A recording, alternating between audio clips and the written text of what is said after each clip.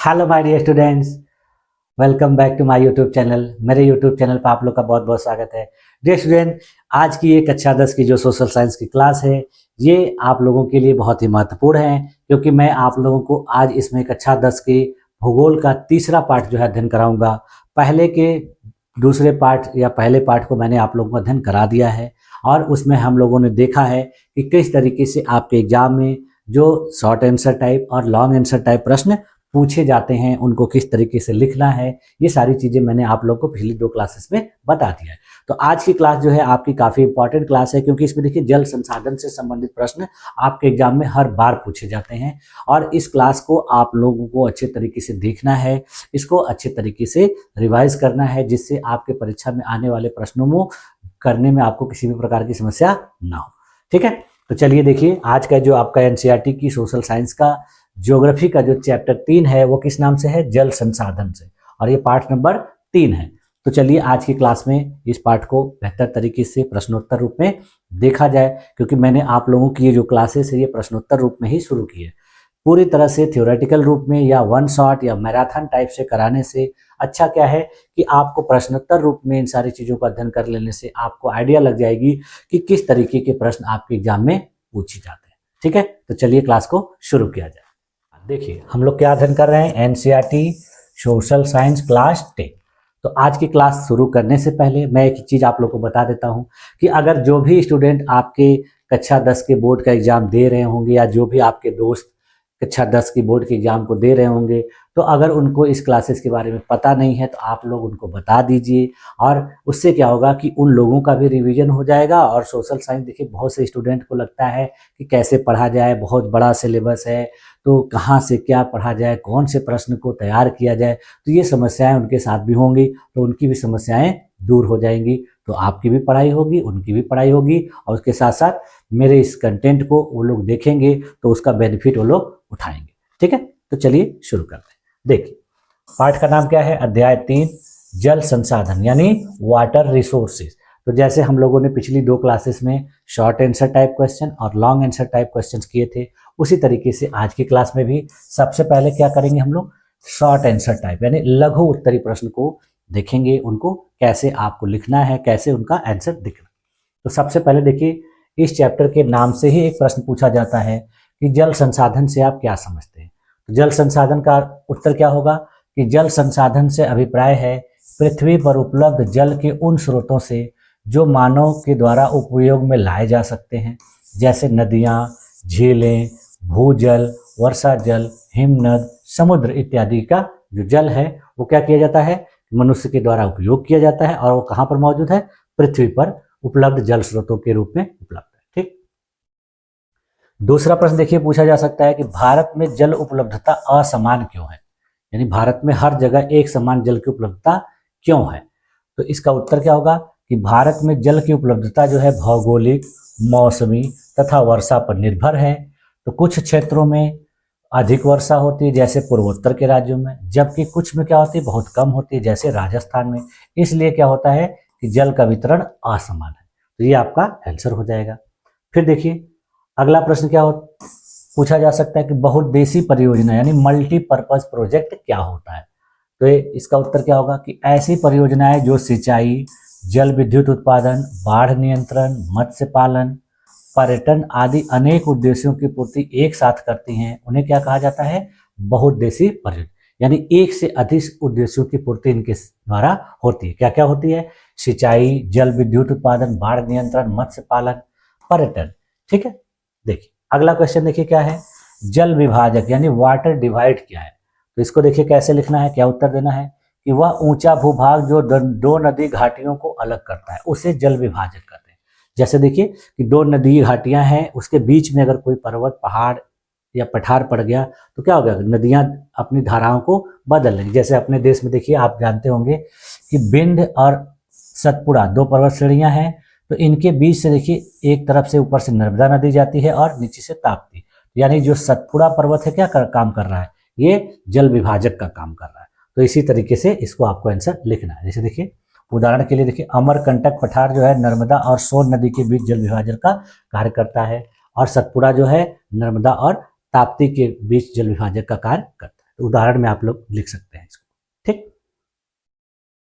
अगला प्रश्न देखिए क्या है कि जल संरक्षण की आवश्यकता क्यों है, यानी जल को किस लिए संरक्षित करना चाहिए, किस लिए बचाना चाहिए।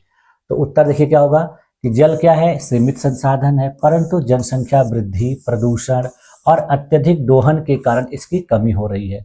इसलिए भविष्य की आवश्यकताओं और पर्यावरणीय संतुलन के लिए जल संरक्षण आवश्यक है। ठीक, यानी देखिए हमारी धरती पर 70% जल है समुद्रों में, लेकिन वो जल हमारे लिए उपयोगी नहीं है। हमारे लिए जो उपयोगी जल है वो जल देखिए कैसा है, बहुत कम मात्रा में है, और उस जल को इस्तेमाल करने के लिए हमको सावधानी रखनी होगी, तभी जाके हम सभी लोगों तक उस जल की पहुंच सुनिश्चित कर सकते हैं। तो इसीलिए ये जरूरी है। फिर देखिए जल की कमी के मुख्य कारण क्या है, यानी जल किस वजह से कम हो रहा है, तो इसका कारण क्या है। पहला देखिए क्या है, जनसंख्या वृद्धि। दूसरा कारण क्या है, औद्योगिकरण, यानी विभिन्न प्रकार के उद्योग धंधों का स्थापना। तीसरा क्या है कि कृषि में अत्यधिक जल उपयोग। बहुत से ऐसे लोग होते हैं कि कृषि में सिंचाई का बहुत ज़्यादा उपयोग करते हैं, बहुत ज़्यादा जल को नष्ट करते हैं, तो ये सब समस्या है। फिर उसके बाद देखिए अगला कारण क्या है, वनों की कटाई, यानी वनों की कटाई होने की वजह से बहुत से क्षेत्रों में वर्षा नहीं हो पाती है और वहाँ पर जल इकट्ठा नहीं हो पाता है, क्योंकि जल वहाँ से बह जाता है। उसके बाद वर्षा की असमानता, यानी वर्षा समान रूप से न होती है, जिसकी वजह से भी जल की कमी होती। तो ये 4-5 कारण जो है जल की कमी के मुख्य कारण है। इसके बाद फिर देखिए एक क्वेश्चन ये पूछा जा सकता है कि भारत में जल संचयन की परंपरागत विधियां कौन सी है, यानी भारत में जल को संचय करने के लिए, इकट्ठा करने के लिए कौन कौन सी पारंपरिक विधियां अपनाई जाती थी और कौन कौन सी अभी भी अपनाई जा रही है। जैसे देखिए उत्तर के लिए तालाब जो होते हैं उसमें देखिए परंपरागत विधि है जल को एकत्रित करने का। दूसरा देखिए बावड़ी होती है, राजस्थान वगैरह में देखिए तालाब को भी बावड़ी के रूप में कहा जाता है। झीलें हैं, जोहड़ है, खदान है, टैंक है, ये सब क्या है, भारत की परंपरागत जल संचयन की विधियां हैं। ये भारत के कई राज्यों में अलग अलग तरीके से अपनाई जाती है। ठीक, इसके अलावा देखिए अगला क्वेश्चन है कि राजस्थान में पारंपरिक जल संचयन की कौन कौन सी विधियां हैं, यानी राजस्थान में किस तरीके से पारंपरिक रूप से जल को संचयित किया जाता है। तो उत्तर क्या होगा कि राजस्थान में देखिए खदीन, टांका, जोहड़, बावड़ी जो है प्रसिद्ध पारंपरिक जल संचयन विधियां। इसमें वर्षा के जल को एकत्रित किया जाता है और फिर उसको भूमिगत करके रखा जाता है, फिर बाद में उसका उपयोग किया जाता है। अब देखिए एक क्वेश्चन और है, भूजल क्या है, यानी भूजल का मतलब भूमि के अंदर का। तो देखिए वर्षा का वह भाग जो भूमि में समाकर मिट्टी की दरारों और छिद्रों में संग्रहित हो जाता है उसे क्या कहते हैं, भूजल। यानी पानी जो बरसात के समय गिरता है जमीन पर तो वो क्या हो जाता है, नीचे सोख कर चला जाता है। तो कहाँ जमा पर होता है कि मिट्टी की दरारों और छिद्रों में वो जाकर संग्रहित हो जाता है, तो उसी को क्या कहा जाता है, भूजल। एक क्वेश्चन और देखिए क्या है कि रेनी वाटर हार्वेस्टिंग से आप क्या समझते हैं। तो इसका उत्तर देखिए क्या होगा कि वर्षा जल को एकत्रित करके उसका उपयोग या भूमिगत पुनर्भरण करना रेनी वाटर हार्वेस्टिंग कहा जाता है। यानी बरसात के जल को इकट्ठा करके उसको भूमिगत रूप में एकत्रित कर लेना, पुनर्भरित कर लेना और फिर बाद में उसका इस्तेमाल करना, ये क्या कहलाता है, रेनी वाटर हार्वेस्टिंग। ठीक, चलिए आप देखिए इसके लॉन्ग आंसर टाइप क्वेश्चन को कर लिया जाए। दीर्घ उत्तरी प्रश्न, लॉन्ग आंसर टाइप देखिए क्वेश्चन कैसे कैसे पूछे जाते हैं। पहला देखिए क्या है कि भारत में जल के प्रमुख कारणों की व्याख्या कीजिए। अभी हम लोगों ने शॉर्ट आंसर क्वेश्चन में देखा था कि जल की कमी के प्रमुख कारण क्या है। अब यहाँ क्या दे रहा है कि जल के प्रमुख कारणों की व्याख्या करिए, यानी कि उन कारणों के बारे में आपको थोड़ा थोड़ा लिखना होगा। जैसे पहला कारण क्या है कि भारत में जल संकट निम्न कारणों से उत्पन्न हुआ है, इस तरीके से लिखना है, शुरुआत करना है। फिर आपको क्या लिखना है कि पहला कारण लिखना है जनसंख्या वृद्धि। अब इसमें थोड़ा सा लिखना है कि बढ़ती जनसंख्या के कारण घरेलू और कृषि उपयोग हेतु जल की मांग बहुत ज़्यादा बढ़ रही है, जिसकी वजह से जल की कमी देखी जा रही है। दूसरा कारण क्या लिखेंगे, शहरीकरण। अब शहरीकरण में थोड़ा सा लिखना होगा कि शहरों में जल की खपत बहुत अधिक होती है, क्योंकि शहरों में लोगों की जनसंख्या बहुत ज़्यादा होती है, तो लोगों के द्वारा जल का उपयोग ज़्यादा किया जाता है, इसलिए जल की कमी देखी जाती है। तीसरा क्या है, औद्योगिकरण। तो औद्योगिकरण में भी देखिए जल का उपयोग बहुत जाता है। विभिन्न प्रकार के उद्योग धंधे में देखिए भारी मात्रा में जल का उपयोग होता है। बहुत से ऐसे उद्योग धंधे हैं जहाँ पर जल के द्वारा ही बहुत सारी क्रियाएं की जाती हैं, तो इसकी वजह से वहाँ जल का खपत बहुत ज़्यादा होता है, इसकी वजह से जल की कमी देखने को मिलती है।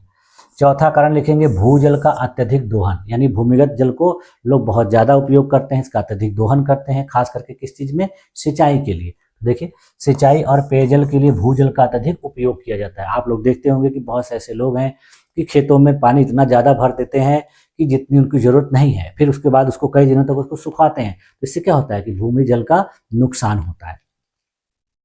फिर अगला देखिए क्या है, वनों की कटाई। तो वर्षा में देखिए इससे कमी आती है और भूमिगत जल का पुनर्भरण जो है घट जाता है, तो इसकी वजह से जल की कमी आती है। फिर अगला कारण क्या है, प्रदूषण, यानी बहुत से ऐसे जल स्रोत हैं जो प्रदूषित हो गए हैं, तो उनका पानी इस्तेमाल करने लायक नहीं है, तो जिसकी वजह से भी उस क्षेत्र में पानी की कमी या जल की कमी देखने को मिलती है। देखिए जल स्रोतों का दूषित होना, तो इतने सब कारणों से लास्ट में क्या लिखेंगे कि यदि जल का सतत और योजनाबद्ध उपयोग नहीं किया गया तो भविष्य में गंभीर जल संकट उत्पन्न हो सकता है। तो इस तरीके से आप जब आप लिखेंगे तो आपका जो आंसर है ये पूर्ण माना जाएगा और आपको अच्छा नंबर दिया जाएगा।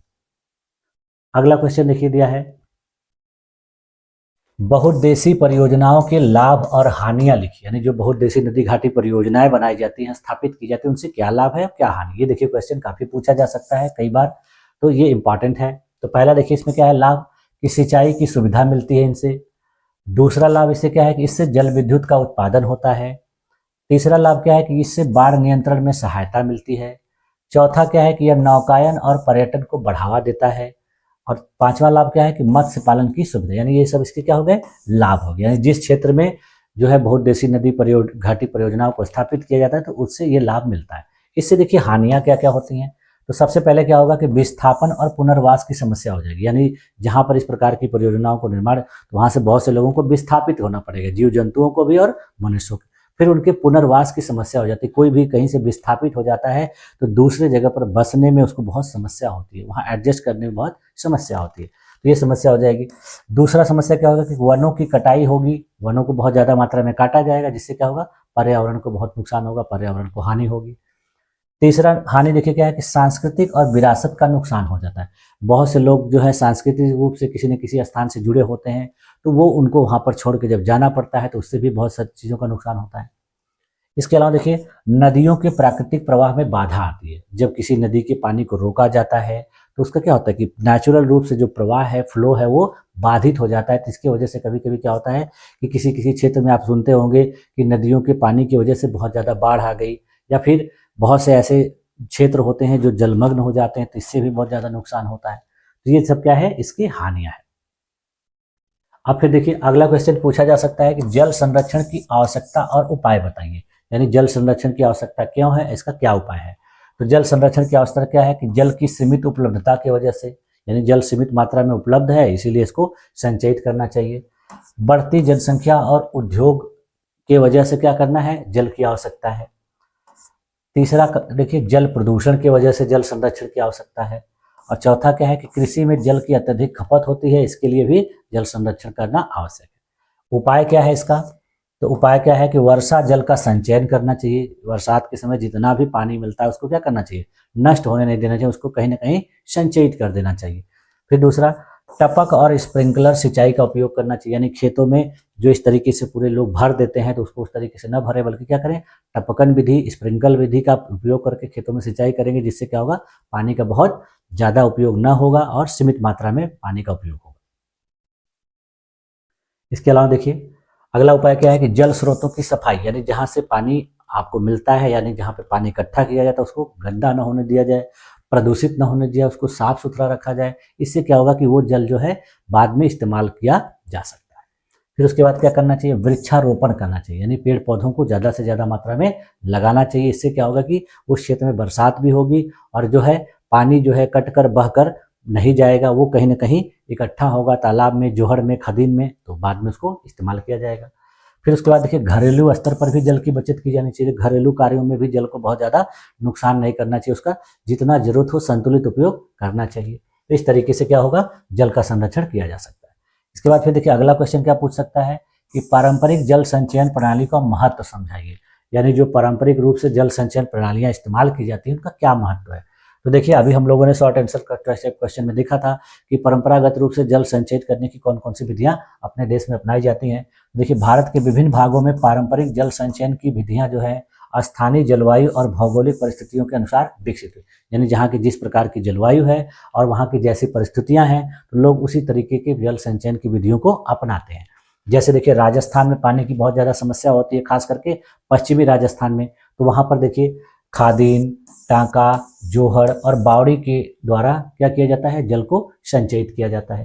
फिर उसके बाद और देखिए महाराष्ट्र के क्षेत्र में बंधारा और तालाब बनाकर, देखिए जो महाराष्ट्र में भी बहुत से ऐसे क्षेत्र हैं जहाँ पर बरसात नहीं होती है, तो वहाँ भी इस तरह की विधियाँ अपनाई जाती हैं। दक्षिण भारत में देखिए एरी प्रणाली का उपयोग किया जाता है, वहाँ भी जल संचयन किया जाता है। उत्तर भारत में देखिए हौज बनाकर, तालाब बनाकर, कुंड बनाकर पानी को संचयित किया जाता है। तो ये सब क्या है, इसकी पारंपरिक विधियाँ। अब देखिए इनका महत्व क्या है, इनको संचयित करने से क्या होगा कि भूजल स्तर में वृद्धि होगी, यानी जहाँ पर पानी इकट्ठा करके रखा जाएगा तो पानी धीरे धीरे रस कर जमीन में जाएगा, तो उससे क्या होगा, भूमिगत जल का स्तर बढ़ेगा। उसके अलावा देखिए स्थानीय आवश्यकताओं की पूर्ति होगी, जो स्थानीय क्षेत्र में जहाँ पर इसका संचयन किया जाएगा वहाँ देखिए पशु पक्षियों, जीव जंतुओं, मनुष्यों के द्वारा इसका इस्तेमाल करने के लिए मिलेगा, तो इससे क्या होगा कि उनकी आवश्यकताओं की पूर्ति होगी। इसके अलावा देखिए पर्यावरणीय संतुलन को बनाए रखने में सहायता मिलेगी और सूखा नियंत्रण में भी सहायता मिलेगी। अगर कहीं बरसात नहीं होती है, बरसात में अगर लेट होता है, सूखे की स्थिति आती है, तो इस तरीके से अगर पानी इकट्ठा किया रहेगा तो उस पानी का इस्तेमाल किया जा सकता है। ठीक, अब देखिए यह अगला क्वेश्चन क्या है कि वर्षा जल संचयन के कुछ तरीके बताइए, यानी वर्षा जल को कैसे संचयित किया जा सकता है, इसके तरीके। तो उत्तर में देखिए क्या है, सबसे पहला क्या होगा, छत से जल संग्रहण, यानी बहुत से राज्यों में, बहुत से क्षेत्रों में क्या किया जाता है कि छत को जो है चिपटा बनाया जाता है, उसमें क्या किया जाता है कि बरसात का पानी को इकट्ठा किया। देखिए भवनों की छतों से पाइप के द्वारा जल टैंकों में जमा किया, यानी छतों को चिपटा बनाया जाता है, गहरा होता है छत, जब बारिश होती है उसमें पानी इकट्ठा होता है, फिर उस पानी को पाइप के द्वारा जमीन में नीचे उतारकर भूमिगत जल में टंकी बनाई गई रहती है, वहां पर उसको इकट्ठा कर दिया जाता है। देखिए भूमिगत पुनर्भरण के द्वारा होगा। वर्षा का जल कुओं, ट्यूबवेल आदि में पहुंचकर भूजल स्तर को बढ़ाया जाता है। देखिए वर्षा के जल को कुओं में या ट्यूबवेल के द्वारा क्या किया जाता है, भूजल स्तर को बढ़ा दिया जाएगा। इसके अलावा देखिए तालाब या जोहड़ का निर्माण करके, जो खुले स्थान है वहां पर जल को संग्रहित करके बाद में उपयोग किया जाता है। अब लाभ देखिए इसका क्या है, तो लाभ इससे क्या होगा कि जल की उपलब्धता में वृद्धि होगी, भूजल स्तर में सुधार होगा, सूखे से राहत होगी। एक क्वेश्चन देखिए इसमें और पूछा जा सकता है बड़े प्रश्नों में कि जल संसाधन का सतत प्रबंधन से आप क्या समझते हैं, यानी जल संसाधन का समावेशी रूप से प्रबंधन या सतत प्रबंधन क्या कहलाता है। तो उत्तर क्या होगा कि सतत जल प्रबंधन का अर्थ है कि वर्तमान की पीढ़ी की जल जो आवश्यकताएं हैं उसको पूरा करते हुए भविष्य की पीढ़ियों के लिए भी जल को संरक्षित करना। इसका मतलब है कि वर्तमान की जो जल की आवश्यकताएं हैं उसको पूरा करना है और भविष्य में लोगों की जल की आवश्यकताओं का भी ख्याल रखना है, तो उसके लिए क्या करना पड़ेगा, जल का संरक्षण करना पड़ेगा। इसमें देखिए जल का विवेकपूर्ण उपयोग, पुनर्चक्रण, पुनर्भरण और जल के समान वितरण पर बल दिया जाता है। तो इतनी सारी चीजें, इतने प्रश्न छोटे बड़े मिलाकर आपको इस चैप्टर से तैयार करने हैं, जिसके बाद आपका इस चैप्टर से कोई भी प्रश्न परीक्षा में नहीं छूटेगा और आप अच्छा नंबर प्राप्त करेंगे। इसके अलावा देखिए इस चैप्टर से संबंधित कुछ महत्वपूर्ण तथ्य हैं, छोटे छोटे फैक्ट टाइप के। वो देखिए क्या है कि भारत में औसत वार्षिक वर्षा कितनी होती है, तो लगभग 1170 मिलीमीटर। इसके अलावा देखिए भारत में जल संकट से प्रभावित राज्य कौन कौन से हैं, तो राजस्थान, गुजरात, महाराष्ट्र। इसके अलावा देखिए प्रसिद्ध बहुउद्देशीय परियोजनाएं अपने देश में कौन कौन सी हैं, तो देखिए भाखड़ा नांगल है, ये सतलज नदी पर है, हीराकुंड महानदी पर है, दामोदर घाटी जो है दामोदर नदी पर है, और नागार्जुन सागर जो है कृष्णा नदी पर। तो इस तरीके से देखिए ये जो है उत्तर भारत में, ये पूरब में, ये भी पूरब में, और ये दक्षिण भारत की जो महत्वपूर्ण नदी घाटी परियोजनाएं हैं। ठीक है, जल दिवस देखिए कब मनाया जाता है, तो 22 मार्च को। आधुनिक भारत के मंदिर किसको कहा गया है, तो पंडित जवाहरलाल नेहरू जी ने बहुउद्देशीय नदी घाटी परियोजनाओं के लिए इस शब्द की उक्ति दी थी, यानी इस शब्द का प्रयोग किया था। सामाजिक आंदोलन कुछ चलाए गए जो जल संरक्षण से, जल से संबंधित, तो देखिए एक है नर्मदा बचाओ आंदोलन, जो कहाँ पर चलाया गया था, गुजरात में। और वो कहाँ चलाया गया था, जो सरदार सरोवर परियोजना जो निर्मित की जा रही है उसके विरोध में। और उसके बाद टिहरी बांध आंदोलन जो चला गया था उत्तराखंड के टिहरी। तो इस तरीके से ये जो महत्वपूर्ण इंपॉर्टेंट फैक्ट थे जो आपको इस चैप्टर से जानने हैं। ठीक, तो इतनी सारी चीजें अगर आप इस चैप्टर में तैयार कर लेते हैं तो आपको टेंशन लेने की जरूरत नहीं है, आपका कोई भी प्रश्न छूटेगा नहीं। ठीक है, तो आज की क्लास में देखिए यहीं तक रखा जाए, और आज का ये आपका जो तीसरा चैप्टर था ये मेरे तरफ से बेहतर तरीके से, अच्छे तरीके से आपको समझा के कंप्लीट किया गया, और मुझे उम्मीद है कि आप लोगों की सारी चीज़ें अच्छे तरीके से समझ में आ गई होंगी। अगर इतने के बावजूद भी अगर आपको लगता है कि नहीं इसमें कुछ और भी चीज़ें करानी चाहिए या ये चीज़ें छूट रही हैं, तो आप मुझे बताइए, मैं आपको बताऊँगा कि उसमें क्या आपको करना है, क्या नहीं करना। ठीक है? तो आप लोगों को ये सारी चीज़ें अच्छे तरीके से समझ में आ गई होंगी, ऐसा मैं उम्मीद करता हूँ। और आप लोगों ने मेरी इस क्लास में अपने आप को इतनी देर तक, इतने धैर्यपूर्वक बनाए रखा, इसके लिए आप लोग का बहुत-बहुत धन्यवाद। मिलते हैं नेक्स्ट क्लास में और भी महत्वपूर्ण प्रश्नों के साथ, नए-नए टॉपिक के साथ। तब तक के लिए थैंक यू।